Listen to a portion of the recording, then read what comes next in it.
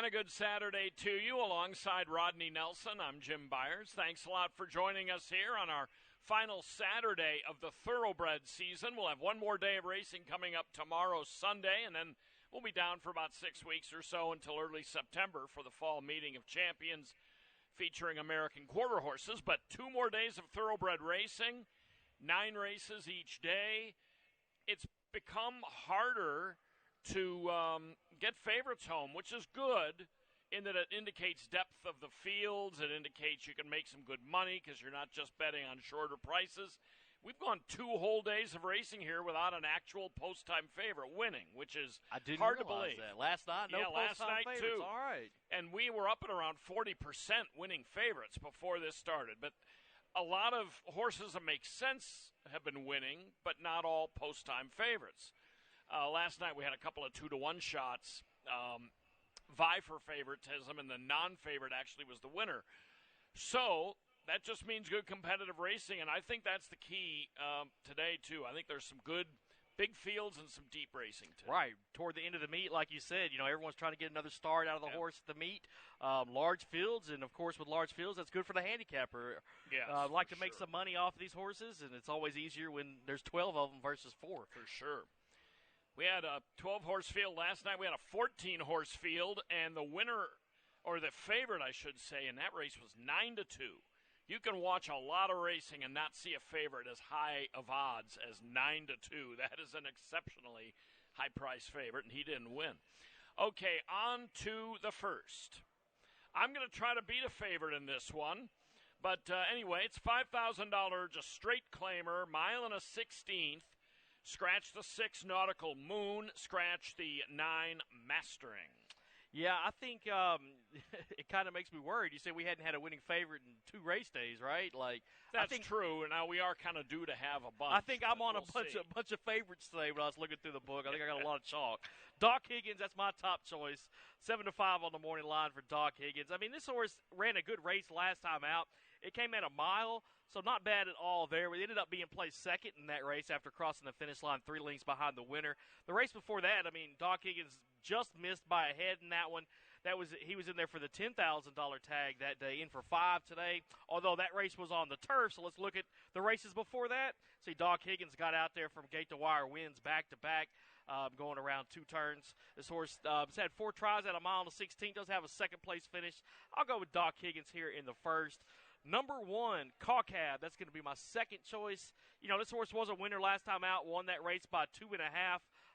Just as it got longer, the horse kind of kicked clear from the rest of them. I thought it was a pretty nice win. So we'll see what Cawcab can do today, see if he can't make it back-to-back wins. And then I got the number 3 as my third choice, another one coming in here off a gate-to-wire win. Wasn't behind anybody last time out in a $5,000 condition claimer, going 1 1/16. So why not Leah be me as well? 7-1-3 here in the first. I have a lot of respect for Doc Higgins. His Beyer figs are clearly best in here. If you're a believer or if you're a follower, Beyer figs. At this time of year, though, I am just not a huge fan of horses coming back on 5 days rest. He raced on Sunday, so he's coming back really fast. Let's see, that's Monday, Tuesday, Wednesday, Thursday, Friday. Yeah, so 5 days rest. He's not a starting pitcher. He's not Jacob deGrom. But nonetheless, the barn does well with horses. Historically, they do well with horses coming back fast. He's got good speed. He's going to be really tough. I'm just going to try to beat him with a horse that I have backed at least the last time he won, and that's Cawcab. Now, he's coming back pretty fast, too. He raced on the 4th rather than the 6th like Doc Higgins, but that extra day or two can make a little bit of a difference. Cawcab has run 2 really nice races in a row. One he dead heated for second. The last time he drew clear. His figs aren't quite as good. This is the guy, I always mention it, he's a half-brother to Midnight Bourbon, who was a tremendous, $3 millionaire or $2.5 millionaire for Steve Asmussen. This guy, Cawcab's going real well now. I also like the 5 Cool Memory. He hasn't been out since the 1st of June. That was a tough $5,000 claimer he was in. Go Cats was really sharp then, beat him by 3 1/4 lengths, but he was well clear of everybody else. And Cool Memory looks like he's coming back in good shape. I agree about Lee Me B. The 3, he set a creepy, crawly, slow pace last time, but nobody was getting to him, and he went wire to wire. And he doesn't really have the speed that Doc Higgins does, but, Doc Higgins may end up scampering off to an early good-sized lead in here. We'll see how that goes. On to the second. Race 2, 6 furlongs. This is a tough one. $10,000 condition claimer. You can be a non-winner of 4 or non-winner of a race since February, President's Day of 2025. No scratches out of here. I think this is a really tough one, so I'm taking a long shot. So I went with the Price horse as well. Yeah. Number 9, Blocked. Rick Lee went with Blocked as well. Yeah. All right, makes me feel a little bit better. Blocked, this horse is all right. That last race ran an allowance company, finished 7 of 7 in that one. So let's toss it because the body of work before that, Block has been running some good races. If you look back to Sam Houston earlier this year, you saw this horse had a couple third-place finishes. One of them was in a starter race, another one in an allowance race. I mean, the horse is dropping down in here for $10,000 today. You can see the last few times this horse was in for $10,000, got a couple wins, a second and a third. So that looks like the level that Block can run very well at. I'll take the 9 horse as my top choice. Number 5, Magical Mark. I'll go with this horse second. Last time out, this horse went 5 furlongs on the turf right here. Let's toss that back to the main track today. I mean, the horse is 0 for 2 on the turf, so back on the dirt where the horse does have 3 wins. You look back, this horse picked up a win and a second at Oaklawn earlier this year, so not so bad there. I think Magical Mark can have a good run. And then I got number 7, Grazing Boy, as my third choice. This horse was running in 10,000 claimers the last couple races, finishing second in both of those races. Horse does have a win, a couple seconds, and a third here at Lone Star Park, so it's finishing the money in 4 of 5. Same thing at the distance, 4 of 5 at the distance as well. Grazing Boy, this one should be able to get up and hit the board, I think. 9, 5, and 7 in the second race. I am going in this one with the Brothers Green. Trainer Ike Green, his brother Greg Green. They both have contenders in here. I'm going with the 1, Worth Looking. Has a couple of nice breezes. Hasn't been out since May 2nd at Oaklawn. And, it's kind of an early feature of this meet that we see horses coming straight in off an Oaklawn campaign. By this point in the meet, most horses who were planning to run here have been here. Worth Looking has been out for a couple of months. His last race at Oaklawn, he was in tight, steadied at the 8th pole, as the comment indicates.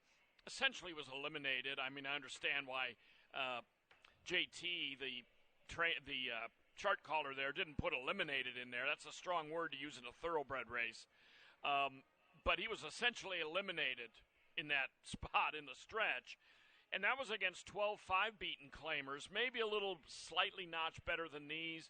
His races at Oaklawn were decent. They weren't great. Comfortable with the 6 furlong distance.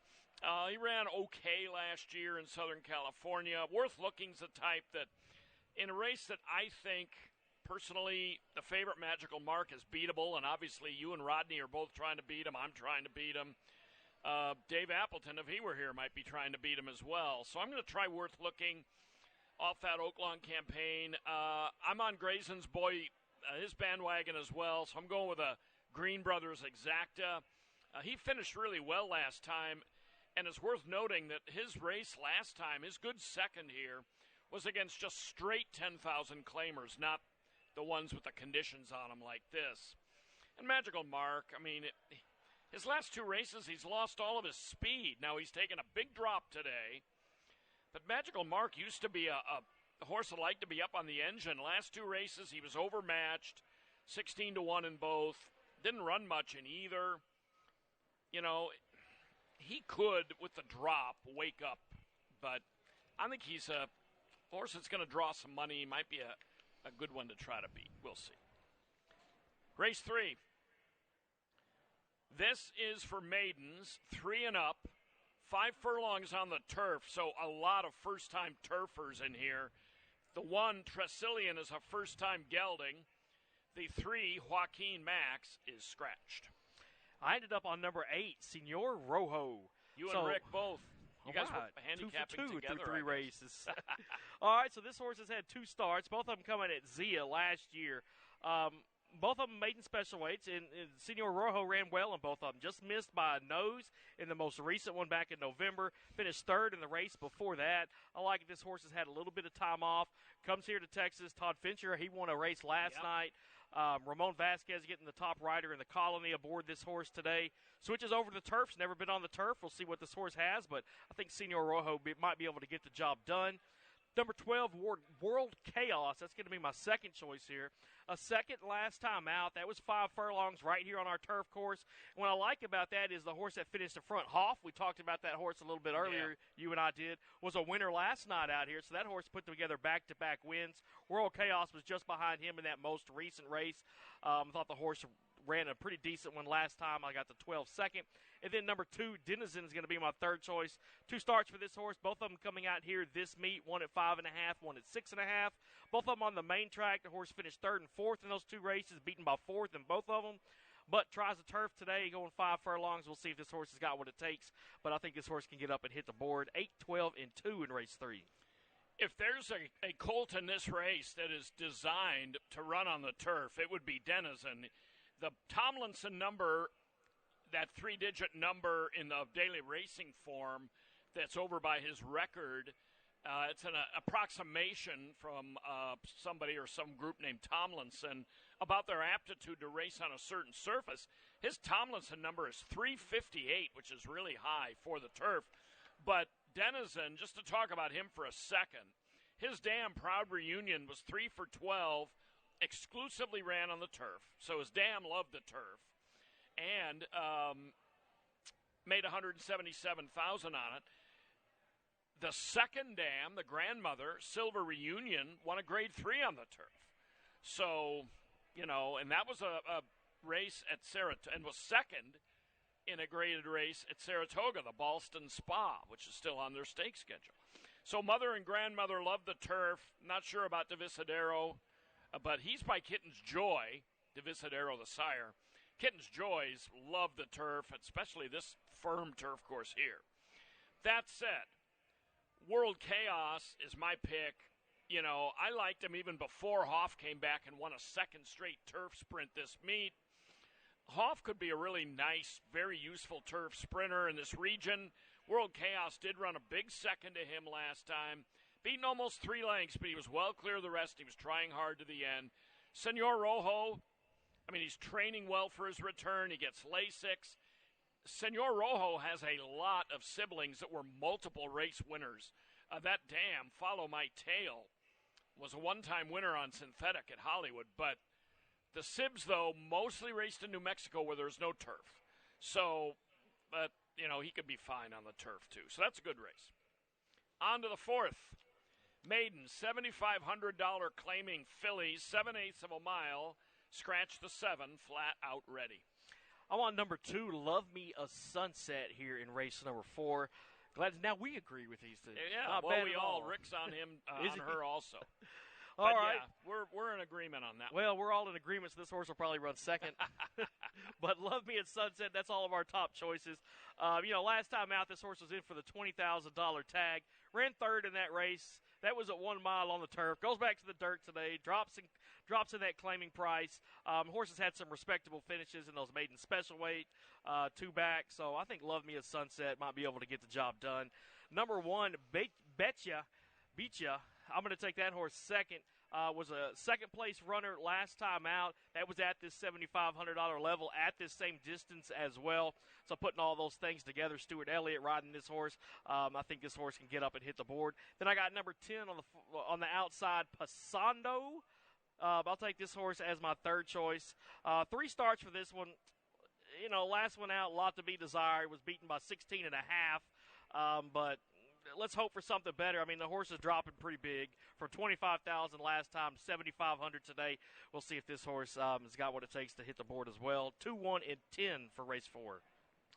Yeah, the things I like about Love Me a Sunset, her Oaklawn campaign this past meet was not very good, and they tried her at maiden special weights. She wound up running for a 12.5 maiden claiming tag and was favored in that race, and still was beaten by 17-plus lengths. I think it could be she didn't like the surface. She has fared much better, has Love Me a Sunset in 2 races here, both thirds, 5-1 in each. She's making her way down the class ladder. There's no question about it. I mean, she's now at basically the bottom. But I like the fact she turns back from a 2-turn race to a 7/8 race. And with these lower maidens, I like a little confidence that they can handle that long sprint distance. And I think she can. I don't think she's, anywhere near unbeatable. But Beecha, Arkansas bred, also had a rather unsuccessful Oaklawn campaign against Archie breds. But Beecha does come out of a pretty solid second at this distance and at this level. Pondicherry goes turf to dirt. This filly got quite a bit of attention last time out. Was bet down to a little bit under 6-1, and I think was favored or well bet earlier in the betting. Didn't run a whole lot, so now she hits bottom. She used to run in Southern California on the turf.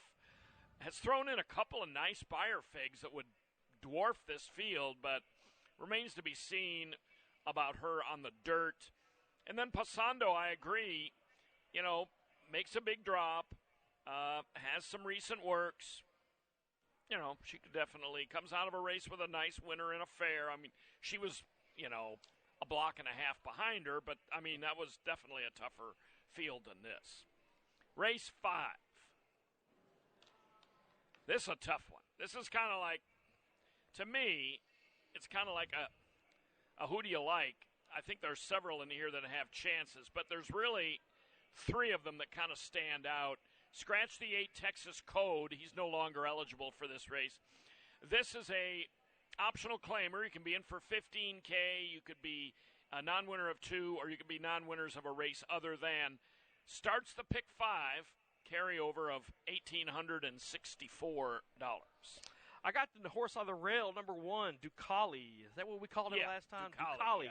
Yeah, I remember picking this horse last time. Was a winner. Won that race by a length and a quarter. I like this. That was back on June 27th, so it's fairly recent. This horse should be ready to fire again today. I'm kind of excited about watching Ducali here. I think this horse could run big today. Hopefully I repeated that last performance.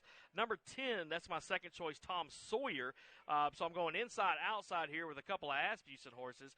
Tom Sawyer, this horse looks to be pretty decent. I imagine he's going to get out there to the lead, likes to be toward the front. 2 consecutive second-place finishes. 4 starts back, this horse had a win at Sam Houston. And if you look, the only time this horse has really not been up there in contention was 2 stakes races. The other times, this horse has been right up there with the winner if it hadn't won the race. But Tom Sawyer, this horse can get out there, I think, and maybe try to win it gate to wire. Number 3, Classic Moment. That's going to be my third choice here. This horse had a win 2 starts back, has won 3 out of the last 5 races. One of those was at the fairgrounds. We see 2 starts back. This horse picked up a win right here on our track going this distance. Top jockey in the colony, Abel Ramirez. He's trying to pick up a couple wins on Asmussen today to try to get that trainer title. But, Classic Moment, this could be one to watch here as well. 1, 10, and 3. It's my top 3 here in race number 5. I think it's going to be a good one. Yeah, I really think the 1 and 3 kind of,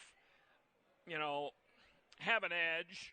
Tom Sawyer could definitely run well. He's a Texas bred, facing outside restricted company for just the second time in his career. But Tom Sawyer last time ran into Golden Grit, who's one of a select number of 3-time winners at this meet.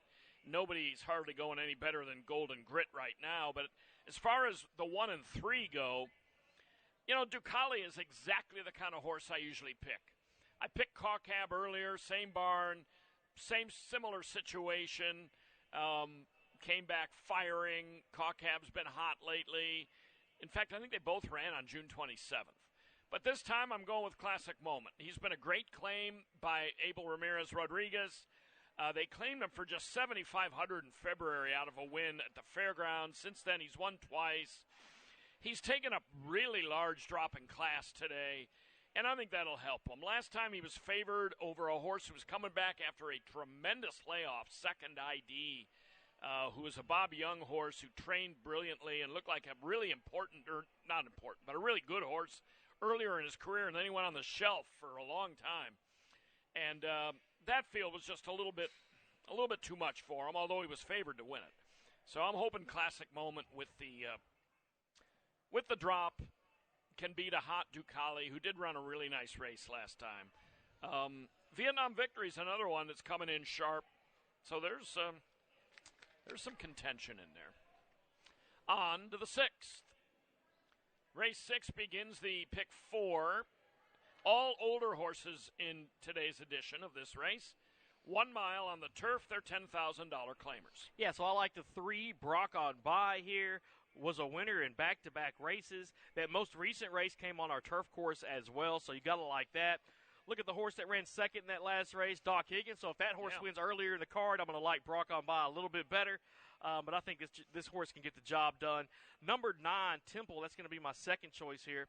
You know, last time out was only beaten by a length in a 4th-place effort there coming on the turf. I mean, this horse has a lot of experience on the turf, 45 races, has won 9 of them, so not bad at all there. I mean, 2 starts back, I mean, this horse came close to winning, just missed by a neck, was a winner at the fairgrounds back in January. I think there's a lot to like about Temple. And then number 10, Coastal Brink, that's going to be my third choice. You know, last time out, this horse ran 5th, but not too bad at all. You know, that was in that same race that Temple was in last time. The race before that in the starter race was well beaten, but if you take a look at how this horse did at Sam Houston, you see a couple wins, a couple seconds down there in Houston.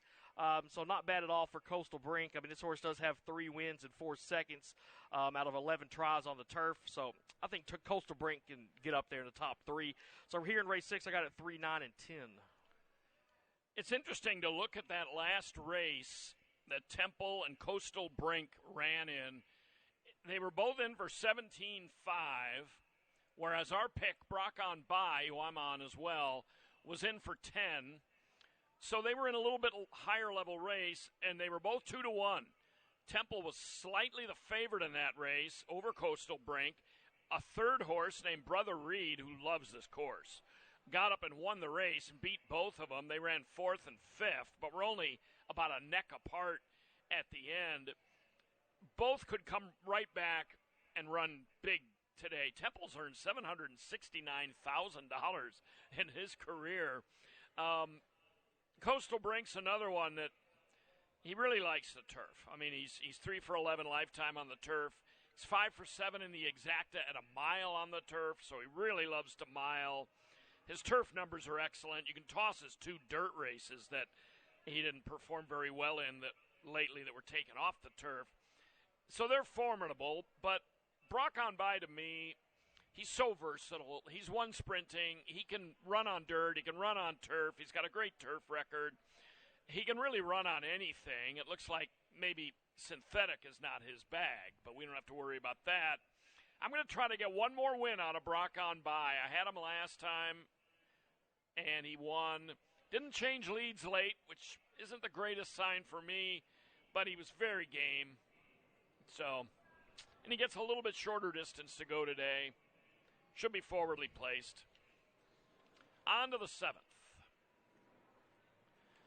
Interestingly, in this 7th race, that there's a filly in here that I'm taking to beat the boys, Mighty Enticing, who has the best last race buyer of any in here. These are pretty much bottom level Texas bred non-winners of 2.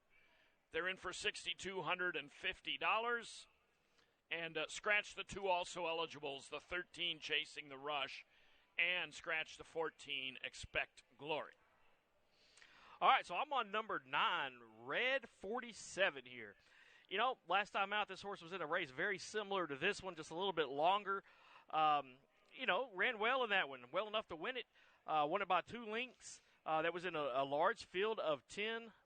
You know, this horse looked better toward the end of the race, kind of edge clear is what the comment says there. If you look at the 2 races before that, both of them back-to-back runner-up spots for Red 47.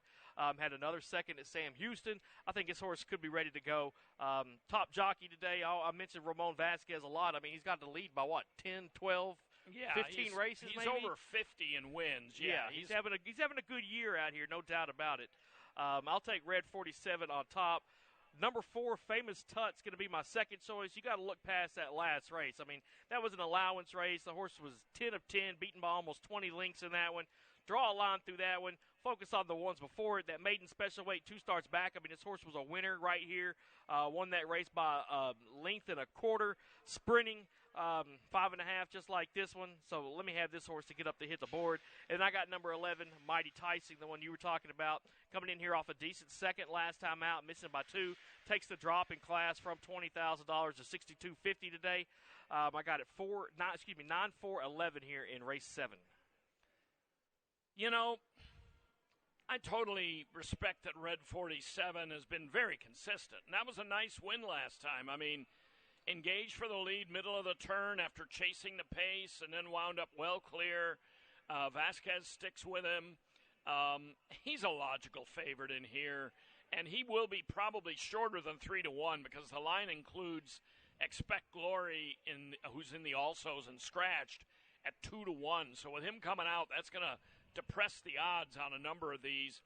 The thing about Mighty Enticing, Asmussen generally doesn't run fillies against colts or maidens against winners unless they've evaluated, the barn's evaluated that they have a pretty good chance to win. You know, they don't just fill the entry box for no reason. This filly does have the buyers to compete. Her last race was solid. She's come back and worked since. This field, I mean, Red 47's been consistent this meet, not so much before that. But, you know, at a bottom level, I'm going to take a try on the filly and maybe get a little bit of an Asmussen price here. So that's why I took her on top. I could be giving a win up to you here, but we'll see. 8th race. $7,500 the tag here. These are also non-winners of 2, but not restricted to Texas breds. 1 mile, the distance, scratch number 4. 1 Particular Harbor, and scratch the 10 Work Zone. Yeah, so I went with the number 11, Classically. You know, this horse is dropping a little bit in class from that last race. Was 10,000, is in for 7,500 today. You know, the last 3 races, this horse was at Oaklawn. A little bit, I mean, there's some better competition up there. I think Classically's found a little bit easier spot here. You can see this horse was a winner at Del Mar last November, won a mile race there. So that's something to be proud of, right? Winning out there in San Diego. Yeah. I'll take Classically here for this 1 mile race in for the $7,500 tag. Number 8, Zafod. Yep. You know, this horse last time ran second. All right, the interesting thing about that was beaten by a next out winner. The horse that finished behind him was a next out winner as well. So sandwiched in between 2 next out winners. We'll see if this one can't do that as well. Zafod, I'm taking this horse second. And then I got Covet, number 1 horse, as my third choice. Horse broke its maiden 2 starts back. That was in a sprint race on the turf. What I like about this horse is that recent win, which was 2 back. But I also like the jockey-trainer combination. I looked it up on the DRF, and over the past 2 years, when Calhoun and Cabrera team up, they win at almost 39%. Yeah. So I thought that was pretty impressive. And a big sample size too. Yeah, 64 or something like that. I think is what I saw. But you know, if I can get a horse with these 2 guys at 10-1, who was a recent winner, I'll play this horse and put it in my top 3. 11, 8, and 1 here in race 8. When Covet broke his maiden back on May 17th. He really looked good, and he came back in that $20,000 non-2 claimer and wasn't bet a tremendous amount. He was 7-1, but then he just didn't run much. Now they put him in a spot that's much more to his liking, I think. I didn't use him in the picks, but he could definitely be dangerous. I'm going with Good Product, number 2, for Ray Ashford Jr. I thought this horse dug in really well last time. Quarryman, the winner of his last race on June 20th, was just a devastating winner. I mean, there was no stopping Quarryman. Good Product was a pretty solid winner. He dropped for that race and ran well, so he responded to the drop. Now he comes right back at the same level, stretches out a furlong, goes around 2 turns. He's done that before. I don't think that's going to be a problem for him. Like all these others, he's a non-winner of 2, but he's coming off a good race with a good last race buyer. So I'm going to try to catch him on what might be an upturn in his form and take him. Zafod, really slow worker, but you know he definitely can run with this group. I don't worry about the works too much once a horse has run 10 times. And it's definitely impressive to see the first and third place finishers in his race at a modest level. I don't care. Come back and win their next starts. On to the ninth and final. It's been a while since a single winning wager hit the super high five. The carryover's up to 11,962. We have 4 scratches here. 1 Uptown Bling at home. 3 Unbridled Bling is also out. 7 Zavala. And 11 Hap Hot. He was one of the favorites, so that's going to depress the morning line on Jackman's Ride and High Front in here. Yeah, Jackman's Ride, that's my choice. You know, this horse ran at back-to-back stakes races right here on the turf. The Chamberlain Bridge, I mean, this horse ran third, missing by 3/4 of a length to Usually Wrong. Last time out, ran fourth in the Grand Prairie Turf Sprint. Yeah, missing to Usually Wrong. Race. Yeah, Usually Wrong setting a track record in that race. You know, this horse has run against some tough ones. Before those 2 stakes races, you know, this horse had back-to-back wins, a second before that. This horse likes to get out there in the front. I think they're going to all be chasing Jackman's Ride now with the scratches. I got number 5, High Front, as my second choice. This is a horse that finished second in that Grand Prairie Turf Sprint behind Usually Wrong. You know, that was a good race for the horse. The 3 before that, Allowance Company, weren't the best at all. So, you know, that was on the synthetic track up at Turfway. We'll see what happens. I don't know if last time was a fluke getting on the grass or this horse just loves it out there. So we'll see what happens, but I think that High Front does have the ability to get up there and compete. And then number 9, Bye. That's going to be my final pick of the day. You know, this horse was a winner last time out, 5 furlongs on our turf course. Put all those things back together. We'll see if this horse can't have another good run. That is Bye. I got it 2, 5, and 9 here in the last race. Bye is extremely fast. He was running in, you know, he's run in the past at least in those 1,000-yard mixed races out of New Mexico. Helotic is extremely fast, the 8. You're going to see that in a 5-furlong turf sprint. You're going to see a lot of just, you know, raw speed. Jackman's Ride is very hard to beat to the lead, and last time out, he was beaten to the lead. That was an exceptional group for here in the Grand Prairie Turf Sprint. Obviously an extremely fast pace, 21-1, 43-2, set up a course record performance, and he wound up in behind them. And I watched the race. He was not comfortable in there. It mentions in the comment he was steadied, he was rank. He just looked like he hated being behind horses. He did not settle down at all for Rene Diaz last time. He's so good when he gets on or near the lead, and I almost always pick this guy. But I'm going to pick High Front here. High Front ran a super race behind Usually Wrong last time, was well clear of a pretty nice turf sprinter in Mr. Who shipped in for these turf sprints this meet. Jackman's Ride could very well rebound, but being drawn inside like he is, boy, he's got a lot of speed outside of him. He's going to have to, as he always does, ship out of there and try for the early lead. If he gets it, he could be your winner. Good matchup between these two, and there's some other really intriguing speed here. If someone were to get left, you know, let's say, unfortunately, one of these speed horses gets left, one of these other speeds, even Tizabling on the outside, could wind up blazing off to the lead and, you know, not look back. Tizabling is intriguing to me. He's running a bunch of those 1,000-yard mixed races at Los Al. He is nothing but fast. So that's going to be interesting to see. I think High Front and Jackman's Ride's odds are really going to be depressed from the morning line with the scratch of Hap Hot out of there. All right, that's it. It's a little muggy, but not bad today. It's about 84 degrees, overcast. Hopefully it'll stay dry, and enjoy the day out here in the paddock.